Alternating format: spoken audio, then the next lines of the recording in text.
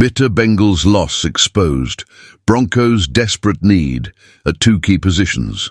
Over the past few weeks, the Denver Broncos have faced a significant defensive struggle, despite what had been an impressive start to their season. Known for being one of the NFL's strongest defensive units, the Broncos have seen a sharp decline in their defensive performance in recent games. While their ability to generate turnovers has remained a bright spot, they've also encountered serious issues, particularly when those crucial bounces of the football haven't gone their way. In the last 5 games, the Broncos have allowed an average of 25.6 points per game. In stark contrast, they had given up just 16.6 points per game in their first 11 matchups. This glaring difference begs the question, what exactly has changed? Injuries have certainly played a role in the Broncos' struggles. One notable example is cornerback Riley Moss, who missed 3 games earlier this season due to injury. While he returned against the Cincinnati Bengals, his performance was far from stellar. The absence of Moss, who had been a key player in the Broncos' defensive scheme, forced the team to rely less on their favored man coverage. In fact, the Broncos went from executing man coverage on over 45% of defensive snaps with Moss in the lineup to just 30% without him. This shift in strategy has had a clear impact on their defensive performance. But of course, every team faces injuries, and the Broncos' issues go beyond just that.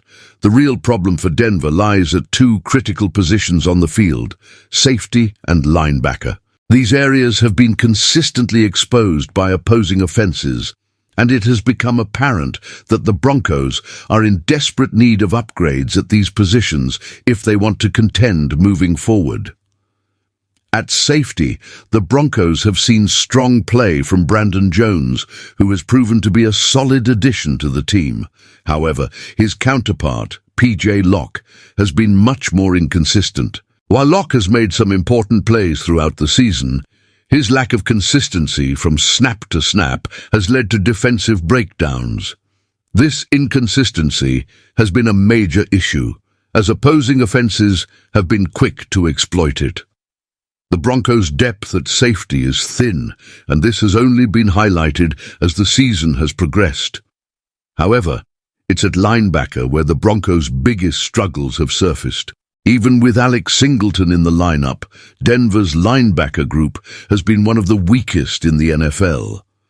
Cody Barton, much like Locke, has shown flashes of brilliance, but his overall consistency has been lacking.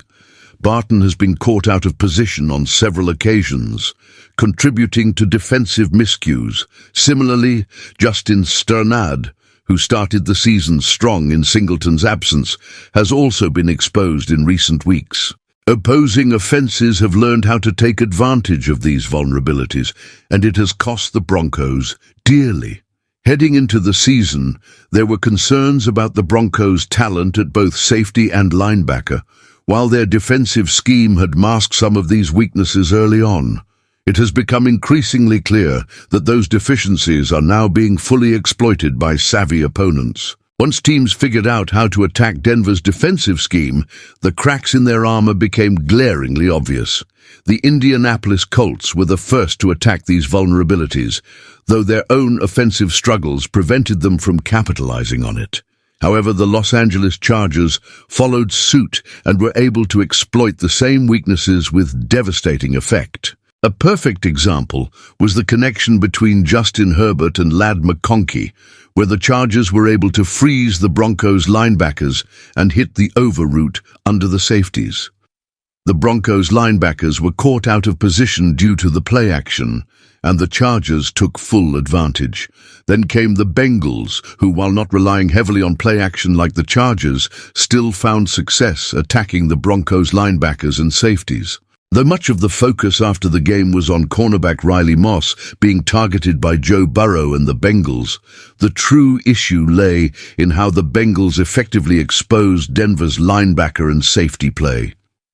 So, what can we take away from all this? The Broncos' defense, which had been a standout earlier in the season, has now been significantly undermined by weaknesses at safety and linebacker. With the right players, however, the Broncos could still solidify their defense and return to their dominant form. Looking ahead to the off-season, it is clear that upgrades are necessary. Whether through the draft or free agency, General Manager George Payton and head coach Sean Payton must make it a priority to address these two positions. Without a substantial improvement here, the Broncos will continue to be vulnerable, no matter how well they perform in other areas. If you're a Broncos fan and want to stay updated on all the latest news, analysis and insights, make sure to hit that like button and subscribe to our channel.